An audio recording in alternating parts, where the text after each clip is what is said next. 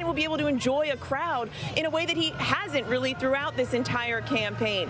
This is a moment that Joe Biden has been thinking of, working towards for 3 decades. But in many ways, the speech that we are going to hear from him tonight will sound very familiar, hitting on those same themes that we have heard on the campaign trail and throughout his many decades of service. It's just that tonight he will be delivering it as the president-elect. He is going to talk about the need for reconciliation. He ran, of course, as the candidate who can heal this country, lead the nation forward out of what he has described as the darkness of the Trump administration. And tonight, that healing, that work begins right now. And that is why you are going to hear Joe Biden tonight, likely not only talking to his supporters here and to the record-breaking number of people who backed him across this country, but also to the more than 70 million voters who supported President Trump, George.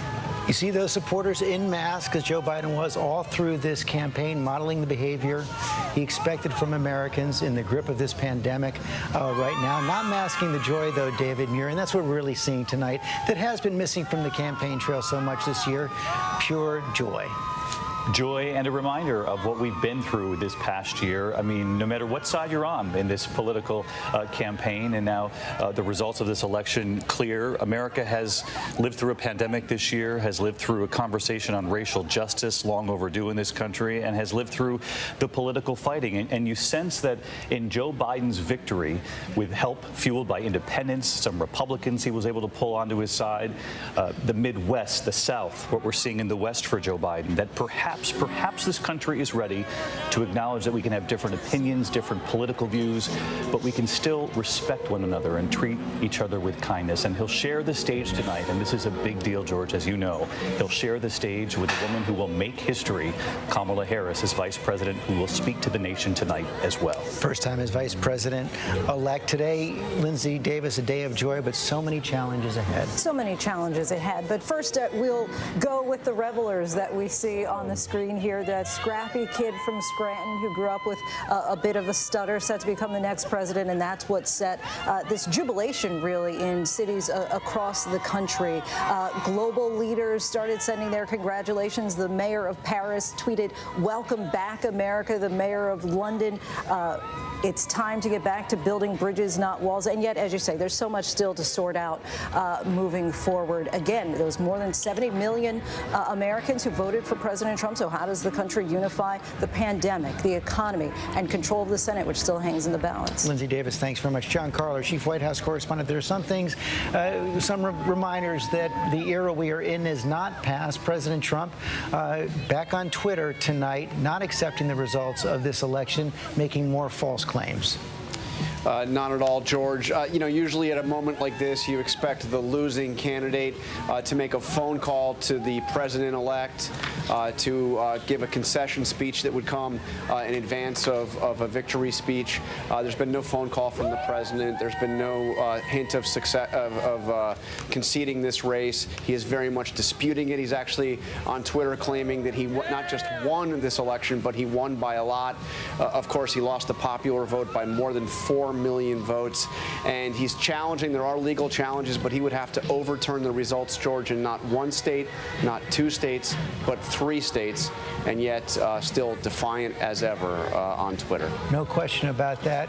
Beth Simpson, as we see the celebrations there in Wilmington, and we saw across many of cities in America today, people spontaneously coming to the streets, a reminder that even though Joe Biden is by no means an activist politician, he was brought into office on a wave of activism beginning on President Trump's inauguration day. That's right. And I want to join Lindsay and everybody else in just taking a minute. Like today I was walking the streets of New York and watching people cheer and breathe, right? Like and all of my fellow colleagues in the movement, we all said, today we celebrate, tomorrow we get back to work. Like we were just all in joy. And I think part of it is because we know that the president that we had before was so difficult, so impossible. And at least the one we've got, we feel like we could have a conversation with, we can work with. And we all worked together to install him. We all fought together. We used our resources, and he will be our president, and we're ready. Sarah Fagan, obviously 71 million people at least voted for Donald Trump. Many of his supporters are angry and disappointed. Maybe many don't believe the results, but you also heard today from your fellow Republicans who are ready for change as well. Yeah, you know, one of the things I was really struck by was my social media feeds, which are filled with former colleagues and peers who worked for President George W. Bush, Jeb Bush, Mitt Romney, the late John McCain. Many of them genuinely celebrating. And I look at these exit poll results, and Joe Biden got 8% of Republicans. That doesn't sound like a lot, but in a race that is going to be decided probably by about 100,000 votes in a few states, just think, if Donald Trump could have extended an olive branch, many of those passionate supporters of those individuals perhaps would have gotten behind him. It could have perhaps made a difference. Rahm Emanuel, he'll have to build on that 8% now as president. Yeah, I mean, one of the things that they're going to have to challenge for the Biden administration is, do you want this to be a transactional election or transformational, in the way that the Reagan Democrats changed the Republican Party? And they'll be conscious of that because of the dynamics that they're going to have to deal with. And the other challenge that Joe Biden will have, and I read this piece by Balsa, I think it's really indicative, which is Dan Balsa at the Washington Post, which is he is both a restorative president and a transformational president. And those are two different impulses. And all of us see different things that we want to see in Joe Biden and then project that onto him. Part will be restoration, like, oh my God, we can, which is what people are feeling like, this weight is away from us. And then transformational to a different era, because America is different than it was when Joe Biden first got involved in politics. And we're seeing the motorcade arrive now at the Chase Center in Wilmington, Delaware, just a short drive from the president-elect's home. Chris Christie, you've known Joe Biden for a long time. You've known Donald Trump for a long time. It doesn't appear that they're going to have the kind of traditional transition you would expect between presidents. It doesn't seem like it at this point, but we're going to have to wait and see. Now, as we said, the president is going to, follow the legal course that he wants to follow. I think it's a very tough course given the map, but he has the right to do it. You can't overturn 4 states. Like I said, as a lawyer, I look at it and I don't know how you do it, but if he wants to pursue it, it's his right to do that. And let him go ahead and do it. I don't think, though, that they'll have that traditional type of transition. But maybe if we get to the end of that process, the president will see that it would be the right thing to do once he had been acquitted, in terms of all his rights had been acquitted, to be able to pursue it. I do want to say one thing about Joe Biden. We're not just like political acquaintances. We sat at football games together at our joint alma mater, the University of Delaware, many Saturdays. Our boxes were right near each other where we sat with our friends. And he is a really good person. And we had a lot of fun together, despite whatever political differences we had over the years of opinion. We'd sit down at those games and enjoy being there and enjoy each other's company. And that's a really good person to have in the position that he's in now. And Terry Moran, in the end, that's what worked for him. That is what worked for him, because we are about to witness one of the most dramatic shifts in tone out of the presidency that we've ever had, from a megawatt reality television superstar, the #1 rated show in television for years, to a loquacious but quieter man from Delaware, and his ability really in his life to reach across the aisle and to just be himself as much as he seems to be, I think was his calling card for a lot of voters. They trust that what they're getting is what they see, and what they see is what they want after the reality star. Martha Raddatz, a friend pointed out to me, and I guess it was fitting, that there was a Breeders' Cup race today. The winner of the Breeders' Cup, authentic. Yeah, and I think he is authentic. I'm thinking of what he did on Tuesday. He went to the gravesite of his son, Beau. And you have to think he thought a lot about Beau today, certainly his first wife as well, and his young daughter who were killed. But Beau really propelled him to this moment. He said that he thought Beau Biden should be president someday. 5 years, of course, ago, he lost his son, Beau, to brain cancer. I think that's one of the reasons certainly he didn't run in 2016, because he was still grieving. But that grief has brought him to this day. That grief has made him, in part, the man he is today, and the empathy he shows to so many people. And the world is looking at this right now, George. The world which saw America first policies under President Trump, especially our allies, are looking to this moment. Lindsay pointed out the mayor of London saying it's time to build bridges again. I think our allies are thinking that tonight. He's had many congratulatory emails, tweets, and other things to Joe Biden because they see the world changing under Joe Biden. Martha Raddatz, thanks. Gio Benitez, we're watching the crowd there in Wilmington. You're in the midst of a crowd in Washington that formed immediately after this announcement was made.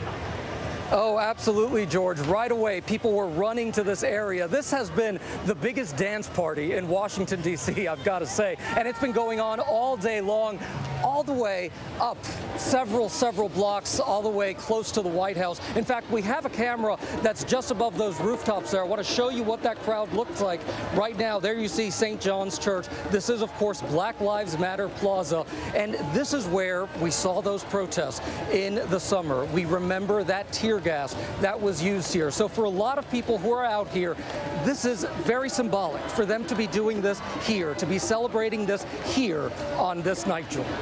Gio Benitez, thanks. Rachel Scott, it was the voters of Philadelphia who put Joe Biden over the top. It was the voters of Philadelphia in Pennsylvania, a place that was the birthplace of our democracy, a democracy that, quite frankly, never created a space for someone like Senator Kamala Harris to assume the position of Vice President of the United States. So tonight, for so many, and it's in Pennsylvania, a place that has helped define our nation's history, is once again changing the course of it, George. You know, Lindsay Davis, I thought about this today. You know, we saw that great 8-second video of Kamala Harris today when she was congratulating Joe Biden becoming president of the United States.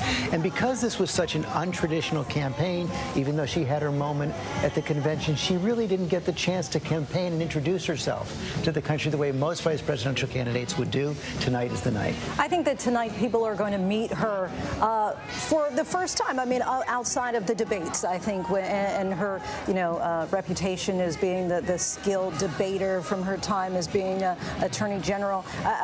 Again, during her time in the Senate when she was asking those questions during some of the hearings. So I think that people beyond that still need to kind of get a sense of who she tried to reintroduce herself as during the convention as Mamala, right? And then the softer side, and we kind of got to know her through her sister and her stepdaughter and her niece as well. And so I'm very interested to hear what she has to say tonight. Let's show that video from this afternoon. We did it. We did it, Joe. You're going to be the next president of the United States. Byron Pitts, she was speaking to the two of them, but that we is bigger than Joe Biden and Kamala Harris. Oh, George, without question it is. I mean, when I looking at Kamala Harris and listening to her, I can see and I can hear Shirley Chisholm. She was the first black woman to run for president in this country in 1974. And George, she once said, if they don't give us a seat at the table, bring a folding chair. And so I think of all the women of color who brought their own folding chairs over the years to create this moment for Kamala Harris. Women like Harriet Tubman, women like Fannie Lou Hamer. Fannie Lou Hamer once said, never forget where you came from and always praise the bridges that carried you over. And I'd imagine tonight when Kamala Harris speaks, she will speak of some of the bridges who carried her to this moment. And just looking at these images, this is football season, right? This looks like Friday night in America after your favorite team just won the state championship.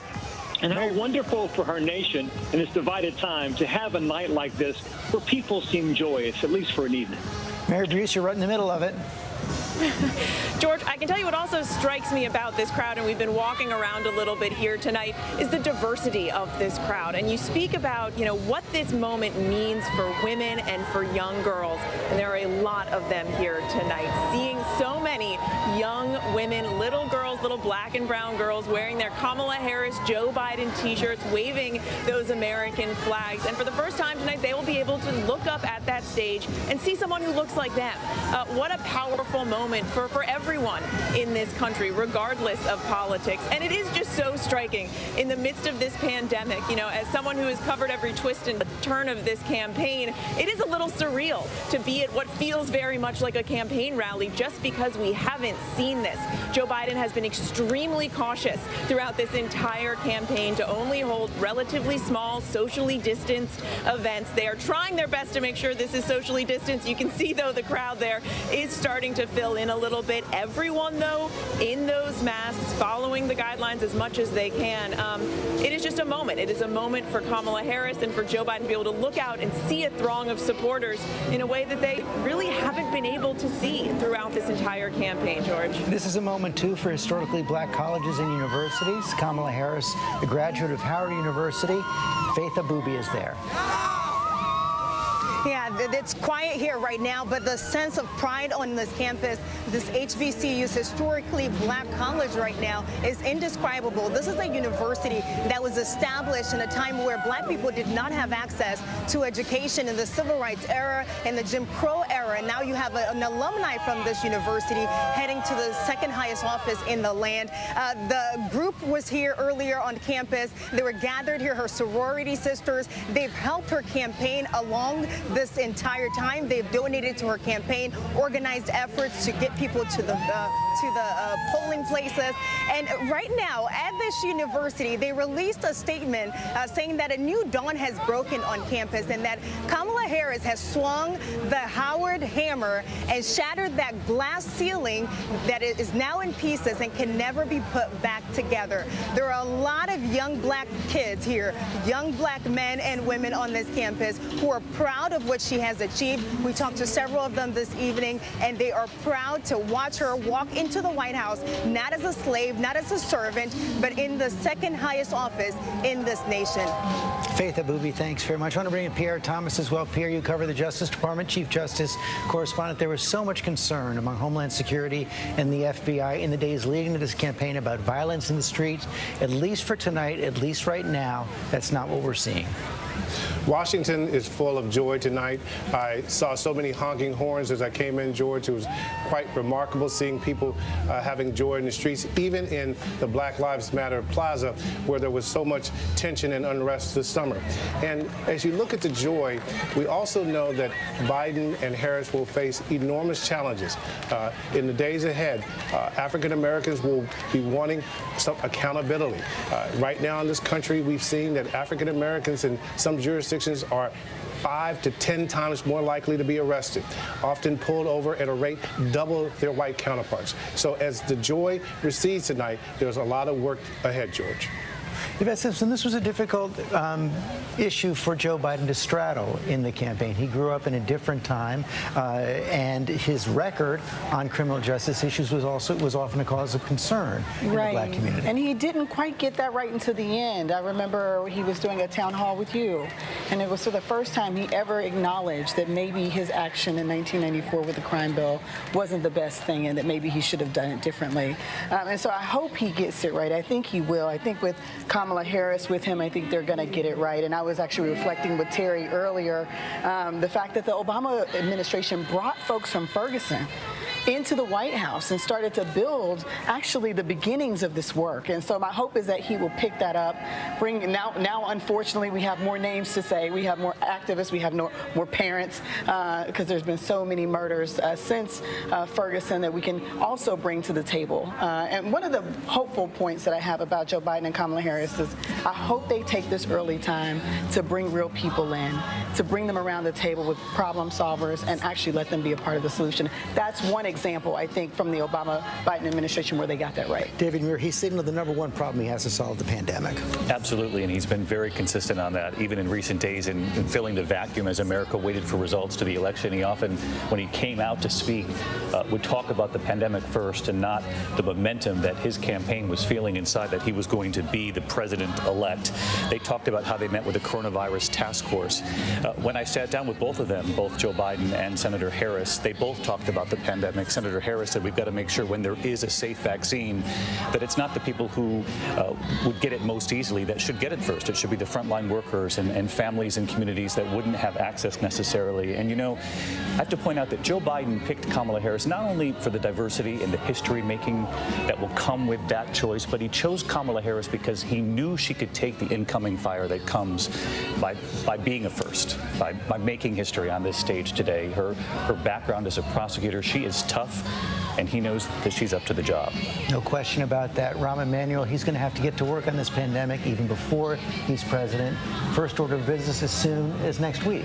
Yeah, well, he also is going to be, he just named a task force, or it's some of the names are out. I mean, first of all, you got to think that getting the pandemic, both the public health side, the vaccine, et cetera, organized is the first domino of a series of things. You can't get to the economy, you can't get to other pieces until you get your hands around a problem that's now totally raging out of control. And they're going to be doing this in a very kind of succinct manner of going at each one of these things. But the first and foremost, and I'm remembered of this story when I worked with doing the transition, President Bush helped us by just kicking the auto industry crisis out 7 to 8 weeks, allowed us to get the stimulus in place, the task force in place, so we could have a plan in place. But the first domino of any piece, and it's dependent on this, is getting basically your arms around, which is today is at 120,000 new cases a day. We're now, used to be 40,000, 35,000. It is now tripled in just a month. And getting your hand around that and putting this back in the bag allows the economy to start to take its own healing area, and then putting a floor on that, and then a growth strategy behind that. It's going to require him, Chris Christie, calling in your former colleagues, governors across the country, Republicans and Democrats. Yeah, and I think the Republicans and Democratic governors will all be anxious to work and make sure that what they do is get the help they need for their states and some strong direction. That's what the governors want. They've been handling this. I think in the main, these governors have been handling this pretty well. And you can see around the country that the approval ratings of governors, regardless of party, in states. You have Larry Hogan above 70% in Maryland. You have Andrew Cuomo in the same range in New York. So this is not a partisan issue. There's an opportunity here. It's the opportunity that Donald Trump missed. In a divided America, we have to find what we have in common and work on it together. And obviously, we've got this pandemic in common. And Biden speaks the language of teamwork very naturally. It's really who he is. And he talks about the reason we wear masks is for each other, take care of each other.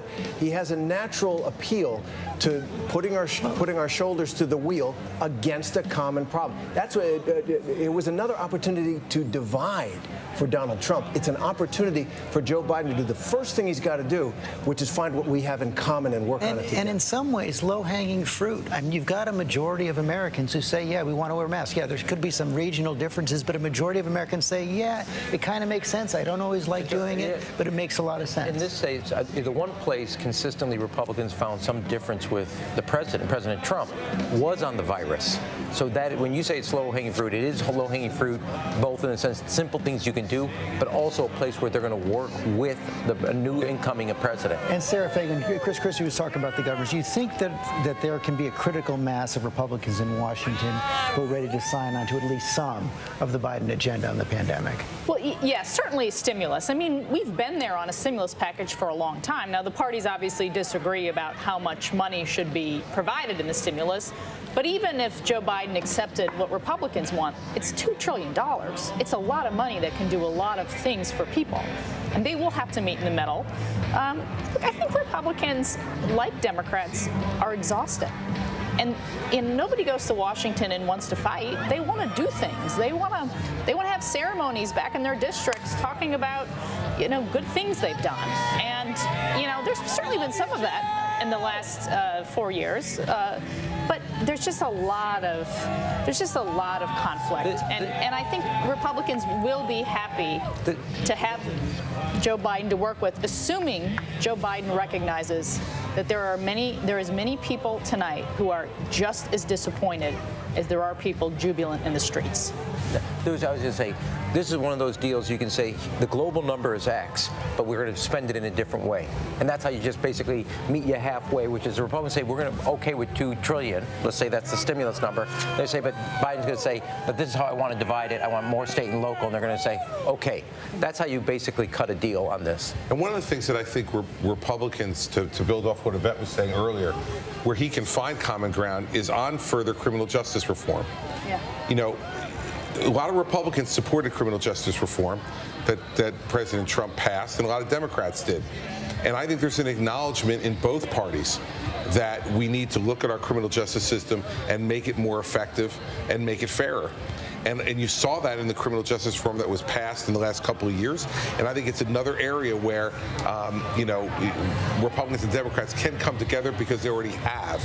And they've seen some of the positive results from that. I think, Martha Raddatz, if that happens in Washington, perhaps a lot of it behind the scenes, all the exhaustion Americans have felt over the last few years will go away because they don't have to pay attention to everything that's going on every single minute of the day in Washington.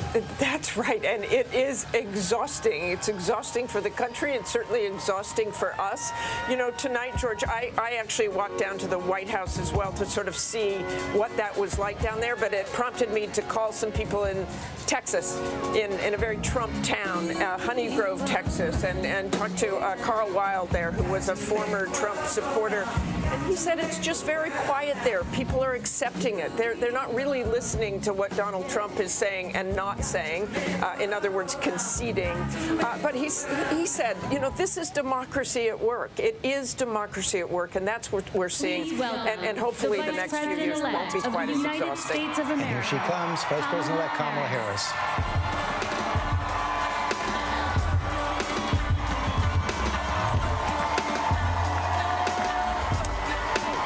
We can imagine that electric smile behind the mask. She's going to savor this moment. Just because the length of your hair ain't long, and they often criticize you for your skin tone. Wanna hold your head high, 'cause you a pretty woman. Get your runway stride on and keep it going. Girl, live your life. Just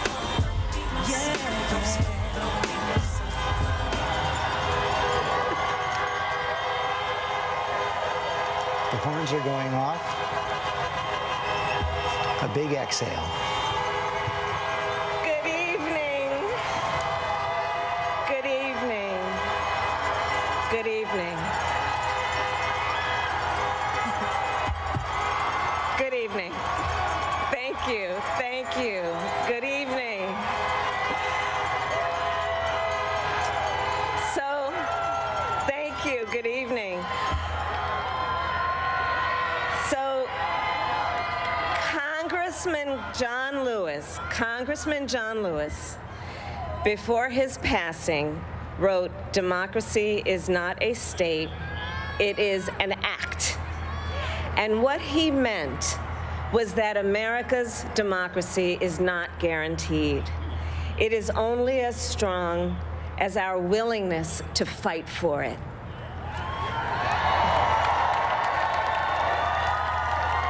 To guard it and never take it for granted. And protecting our democracy takes struggle, it takes sacrifice, but there is joy in it, and there is progress, because we, the people, have the power to build a better future.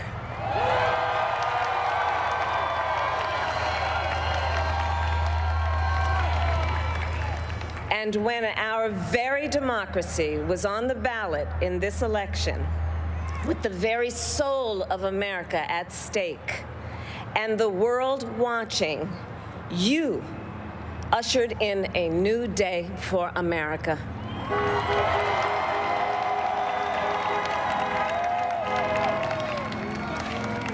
To our campaign staff and volunteers, this extraordinary team, thank you for bringing more people than ever before into the democratic process.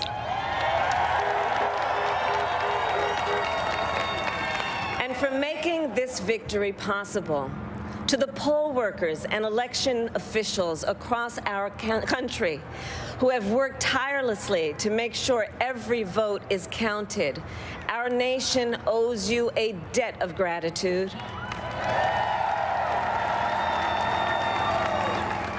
You have protected the integrity of our democracy. And to the American people who make up our beautiful country, thank you for turning out in record numbers to make your voices heard.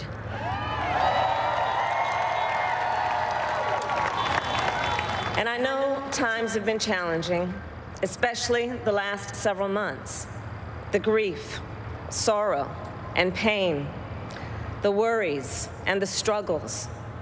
But we have also witnessed your courage, your resilience, and the generosity of your spirit. For 4 years, you marched and organized for equality and justice, for our lives and for our planet. And then you voted.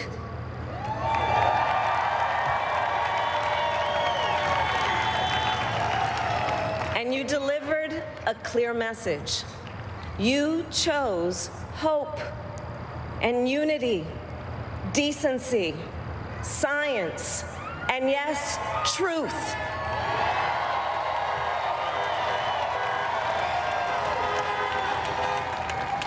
You chose Joe Biden as the next president of the United States of America.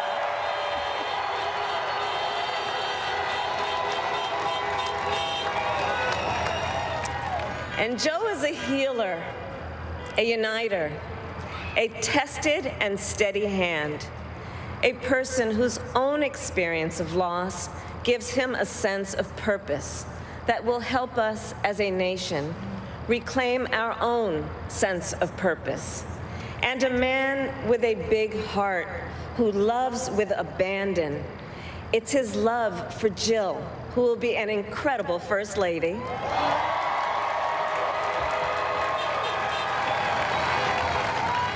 It's his love for Hunter and Ashley and his grandchildren and the entire Biden family.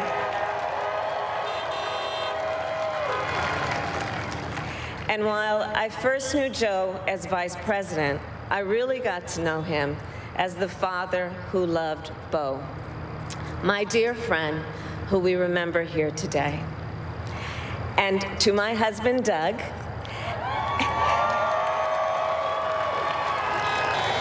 and our children, Cole and Ella, and my sister Maya, and our whole family, I love you all more than I can ever express.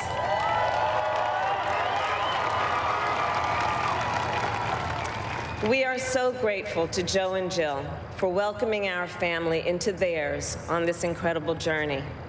And to the woman most responsible for my presence here today, my mother, Shamala Gopalan Harris, who is always in our hearts. When she came here from India at the age of 19, she maybe didn't quite imagine this moment, but she believed so deeply in an America where a moment like this is possible. And so I am thinking about her and about the generations of women, Black women,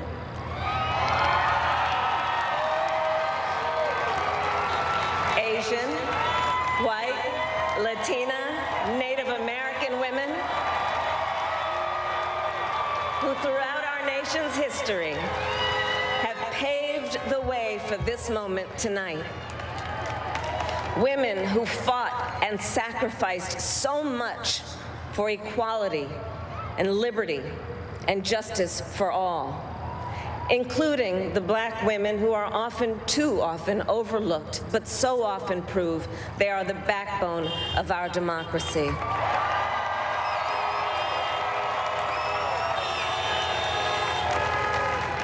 All the women who have worked to secure and protect the right to vote for over a century, 100 years ago with the 19th Amendment, 55 years ago with the Voting Rights Act, and now in 2020 with a new generation of women in our country who cast their ballots and continued the fight for their fundamental right to vote and be heard.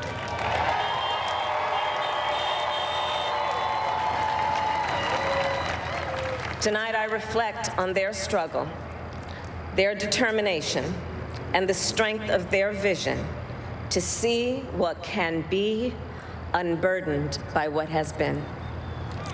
And I stand on their shoulders. And what a testament it is to Joe's character that he had the audacity to break one of the most substantial barriers that exists in our country and select a woman as his vice president.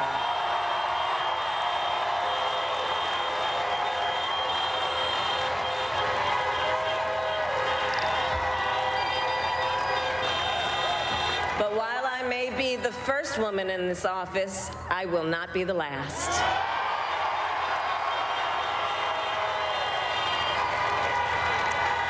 Because every little girl watching tonight sees that this is a country of possibilities. And to the children of our country, regardless of your gender, our country has sent you a clear message. Dream with ambition, lead with conviction, and see yourselves in a way that others may not, simply because they've never seen it before. But know that we will applaud you every step of the way.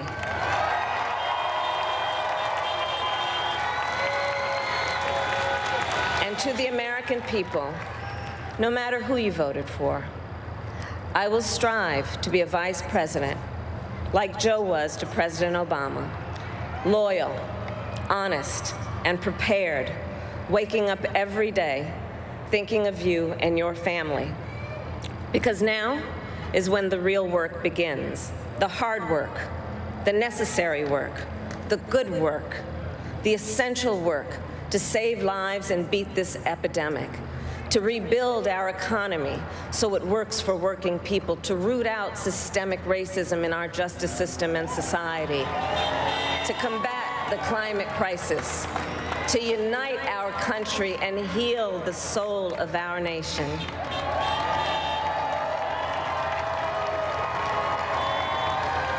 And the road ahead will not be easy, but America is ready.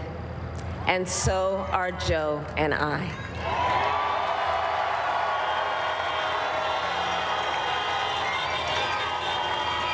We have elected a president who represents the best in us, a leader the world will respect and our children will look up to, a commander-in-chief who will respect our troops and keep our country safe, and a president for all Americans.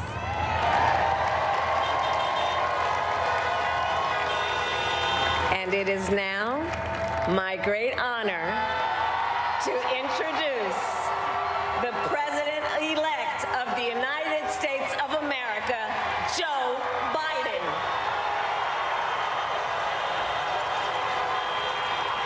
And there he is, bounding onto the stage. Just a few weeks short of 78 years old, determined not to show it right now, feeling this moment. Joseph Robinette Biden Jr., who will be the 46th President of the United States. Fist bump for these times. Joe Biden and Kamala Harris first brought together by Joe Biden's late son, Beau, who was Attorney General of Delaware. Kamala Harris served as Attorney General of California. They worked together. Had a warm relationship, tested during the campaign, and she went on the attack during the first debate, but they overcame that. And tonight, she celebrates being the first woman Vice President-elect of the United States.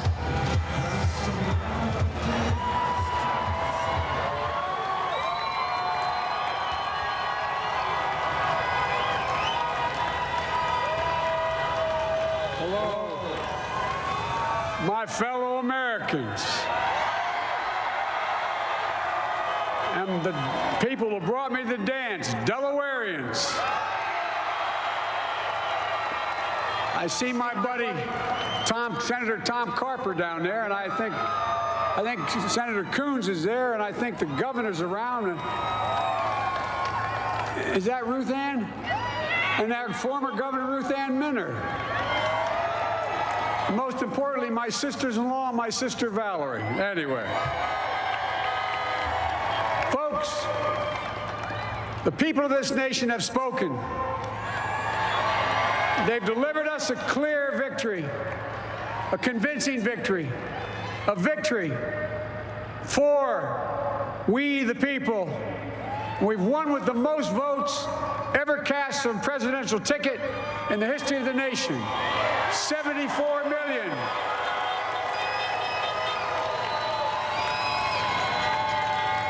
What I must admit has surprised me. Tonight, we're seeing all over this nation, all cities and all parts of the country, indeed across the world, an outpouring of joy, of hope, renewed faith in tomorrow, bring a better day. And I'm humbled by the trust and confidence you've placed in me. I pledge to be a president who seeks not to divide, but unify, who doesn't see red states and blue states, only sees the United States. And work with all my heart, with the confidence of the whole people, to win the confidence of all of you. And for that is what America, I believe, is about. It's about people. And that's what our administration will be all about. I sought this office to restore the soul of America, to rebuild the backbone of this nation, the middle class, and to make America respected around the world again, and to unite us here at home. It's the honor of my lifetime that so many millions of Americans have voted for that vision. And now, the work of making that vision is real. It's a task, the task of our time. Folks, as I said many times before, I'm Jill's husband. And I would not be here without her love and tireless support of Jill and my son, Hunter, and Ashley, my daughter, and all our grandchildren, and their spouses, and all our family. They're my heart. Jill's a mom, a military mom, an educator, and she has dedicated her life to education. But teaching isn't just what she does, it's who she is. For American educators, this is a great day for y'all. You're going to have one of your own in the White House. And Jill's going to make a great First Lady. I'm so proud of her.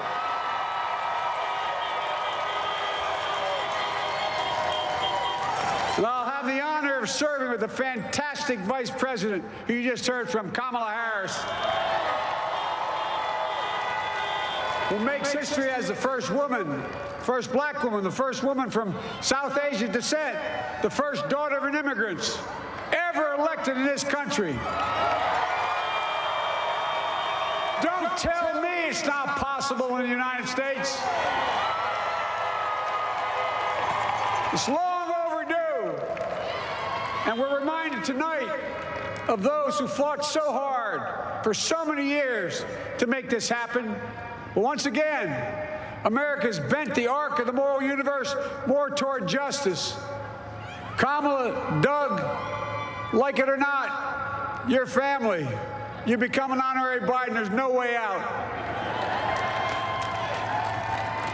To all those of you who volunteered and worked the polls in the middle of this pandemic, local elected officials, you deserve a special thanks from the entire nation. And to my campaign team and all the volunteers and all who gave so much of themselves to make this moment possible, I owe you. I owe you. I owe you everything. And to all those who supported us, I'm proud of the campaign we built and ran. I'm proud of the coalition we put together, the broadest and most diverse coalition in history, Democrats, Republicans, Independents, progressives, moderates, conservatives, young, old, urban, suburban, rural, gay, straight, transgender, white, Latino, Asian, Native American. I mean it, especially those moments, and especially those moments when this campaign was at its lowest ebb. The African-American community stood up again for me. You've always had my back, and I'll have yours. I said at the outset, I wanted to represent this campaign to represent and look like America. We've done that. Now that's what I want the administration to look like and act like. For all those of you who voted for President Trump, I understand the disappointment tonight. I've lost a couple times myself, but now let's give each other a chance. It's time to put away the harsh rhetoric, lower the temperature, see each other again, listen to each other again. And to make progress, we have to stop treating our opponents as our enemies. They are not our enemies. They are Americans. They're Americans. The Bible tells us, to everything there is a season, a time to build, a time to reap and a time to sow, and a time to heal. This is the time to heal in America.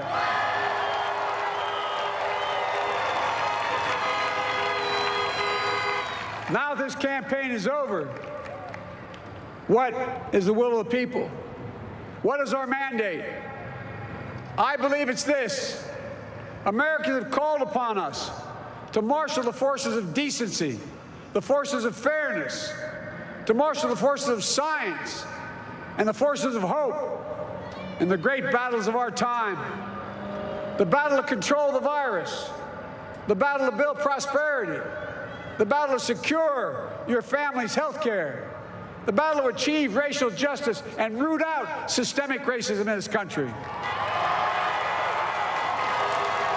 and the battle to save our planet by getting climate under control, the battle to restore decency, defend democracy, and give everybody in this country a fair shot. That's all they're asking for, a fair shot. Folks, our work begins with getting COVID under control. We cannot repair the economy, restore our vitality, or relish life's most precious moments, hugging our grandchildren, our children, our birthdays, weddings, graduations, all the moments that matter most to us until we get it under control. On Monday, I will name a group of leading scientists and experts as transition advisors to help take the Biden-Harris COVID plan and convert it into an action blueprint that will start on January the 20th, 2021. That plan will be built on bedrock science. It will be constructed out of compassion, empathy, and concern. I will spare no effort, none, or any commitment to turn around this pandemic. Folks, I'm a proud Democrat, but I will govern as an American president. I'll work as hard for those who didn't vote for me as those who did. Let this grim era of demonization in America begin to end here and now.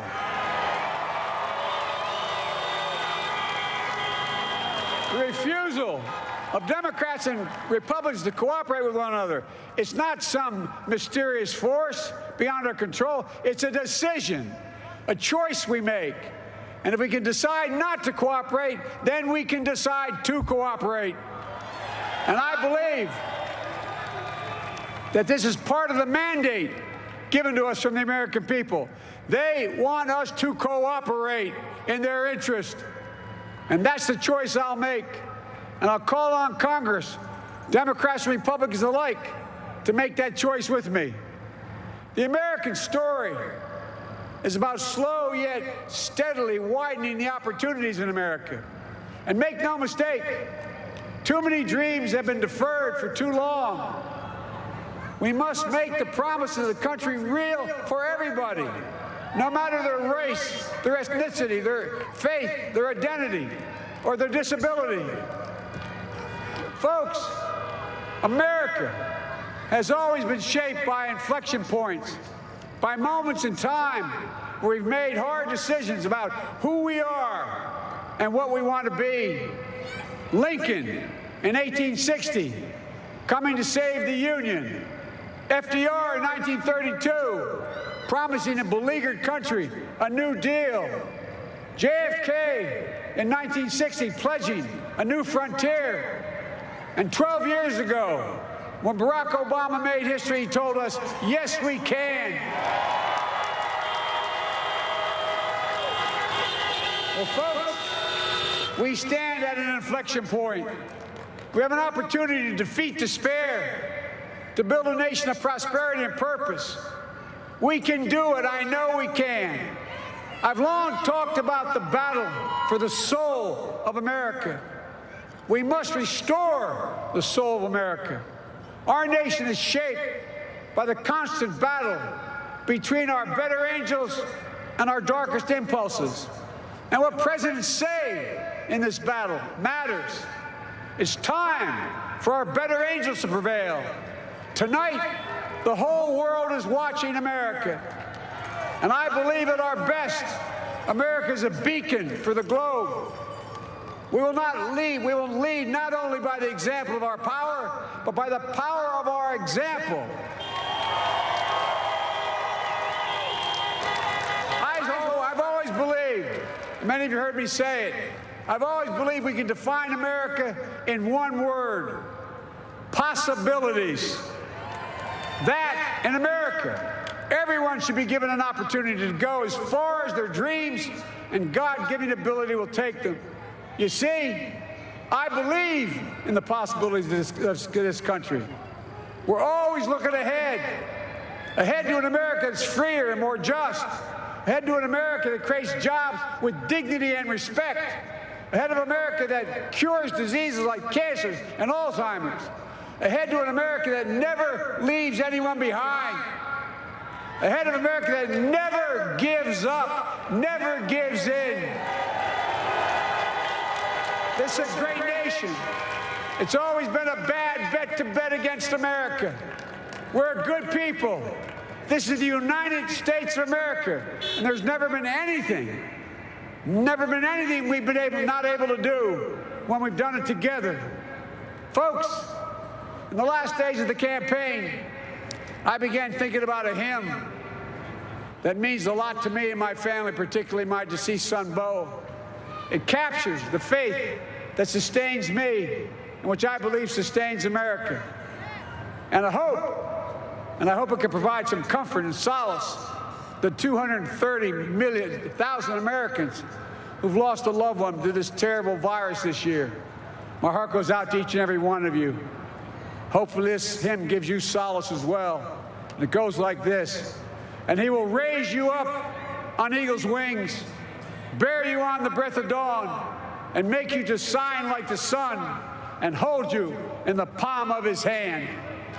And now together, on eagle's wings, we embark on the work that God and history have called upon us to do. With full hearts and steady hands, with faith in America and in each other, with love of country, a thirst for justice, let us be the nation that we know we can be. A nation united, a nation strengthened, a nation healed. The United States of America, ladies and gentlemen, there's never been anything we've tried we've not been able to do. So remember, as our grandpapa used to say when I walked out of his home when I was a kid up in Scranton, he said, "Joey, keep the faith." And our grandmother, when she was alive, she yelled, "No, Joey, spread it. Spread the faith. God love you all. May God bless America, and may God protect our troops." Thank you, thank you, thank you. President-elect Joe Biden. Talk about a man fortified by victory, the most forceful he's been throughout this campaign, after receiving the most votes ever of any American presidential candidate ever at the age of 77. Boiled down his message to 3 words, he did it: time to heal. That was his message to a nation in the grip of a pandemic. Joe Biden, Dr. Joe Biden, now joining him out on the stage. That was his message to the millions of Americans out of work.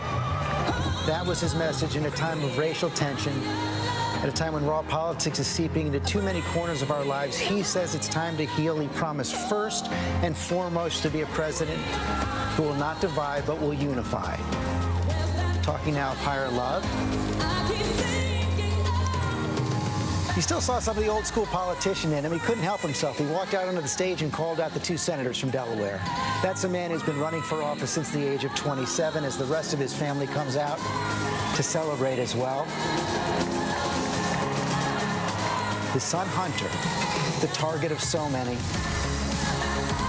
gets a hug from his dad. Joe Biden never wavered in that love, no matter what was thrown at his son. Kamala Harris's family is out there as well.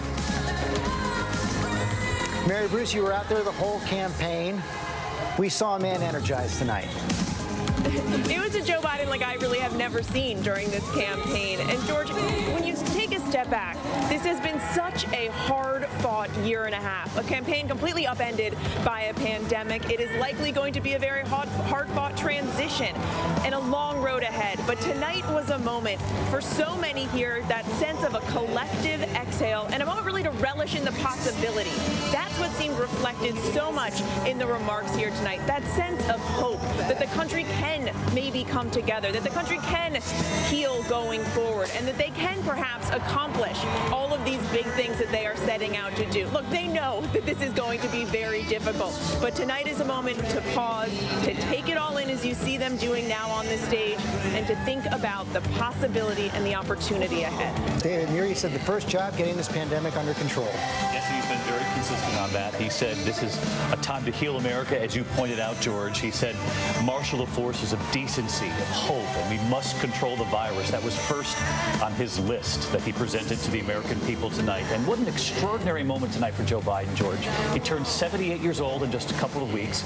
This is a man who has dreamed of this moment for more than 30 years. He ran for president 3 times, but perhaps this is the time for the man to meet the moment. He knows what he's walking into. He said, for those of you who voted for Donald Trump, let's give each other a chance. Let's lower the temperature. Let's see each other, listen to each other. And he said, let's end this era of demonization in America. It ends now. And he will call on Democrats and Republicans to cooperate. And George, this was something he told both of us in this campaign leading up to this moment. That's what he intends to do. Lindsay Davis, Kamala Harris, resplendent in the white of the suffragette movement, celebrated so many firsts. Daughter of an immigrant, first woman, first black vice president. And when you talk about the first, you know, there are actually T-shirts that the Biden campaign sold prior to this that said first but not last. That was something that she shared tonight, saying, while I may be the first woman in this office, I will not be the last. She has said in the past that her mother, raising what she called 2 black daughters, even though her mother was from India, that she had told them, you may be the first to do many things, but make sure you're not the last. You know, quite often in politics, it can be perceived as the more things change, the more they stay the same. But for at least tonight, it felt that there was a spirit of inspiration, diversity, certainly as we look at the group that's assembled on the stage there, representation. And again, Kamala, as you said, in her suffragette white, but with her brown skin, which again, I can't emphasize enough, is so important for young girls, particularly of color, to be able to see someone who looks like them in a role that they may aspire for. Both the president-elect and vice president-elect talked about opportunity. Both talked about black voters coming through and standing up for them, and both talked about healing. And the word possibilities from both of them as well. John Karl, Joe Biden is a man shaped by loss and recovery from loss. That's where his empathy is rooted in, and it was that loss that he cited when he reached out to the Trump supporters. He sure did, George, and there is a line in this speech that I think will reverberate. He said, To make progress, we have to stop treating our opponents as enemies. They are not enemies. They are Americans. That is a dramatic change in tone from where we have been. First day possibly of a new era. You see it right there, Biden. Fireworks above Wilmington, Delaware. We just heard his first speech as president-elect, the first speech from the vice president-elect, Kamala Harris. That is all for us tonight. We're going to have much more in the days ahead. We hope you have a good night as well.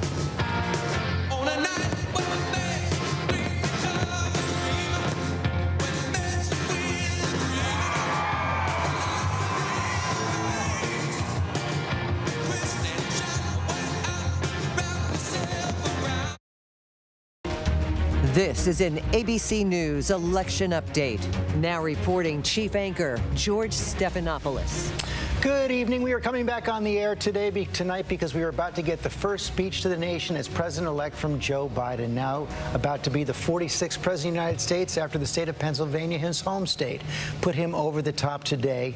Joe Biden will be the 46th president of the United States, and that is the scene right now at the Chase Center in Wilmington, Delaware, where Joe Biden will appear along with the vice president-elect, Kamala Harris. Our Mary Bruce is there, and Mary, we're seeing that celebration erupt as it did in some streets, the streets of so many American cities today. In some ways, though, it's a very unusual sight for Joe Biden, an actual campaign rally. It is something that we didn't really get to see much, if at all, during this campaign. This is victory speech meets tailgate, George. We've never seen something quite like this, a celebration like this in a parking lot. But these supporters have been here for hours, hundreds of them lined up with their cars. They are celebrating, they are dancing. People here are having a very good time. And Joe Biden will be able to enjoy a crowd in a way that he hasn't really throughout this entire campaign. This is a moment that Joe Biden has been thinking of, working towards for 3 decades. But in many ways, the speech that we are going to hear from him tonight will sound very familiar, hitting on those same themes that we have heard on the campaign trail and throughout his many decades of service. It's just